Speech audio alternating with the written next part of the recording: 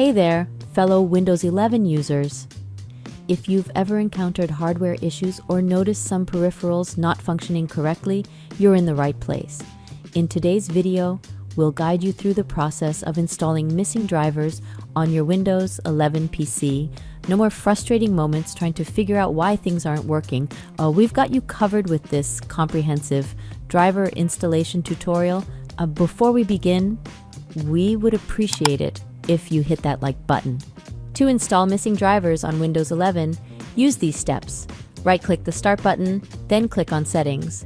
Click on Windows Update. Click the Advanced Options tab. Under the Additional Updates section, click the Optional Update setting. Here you will find any additional drivers available for your Windows 11 computer. Thank you for watching. If you enjoyed the video, please consider subscribing to our channel for more exciting content. Your support is greatly appreciated.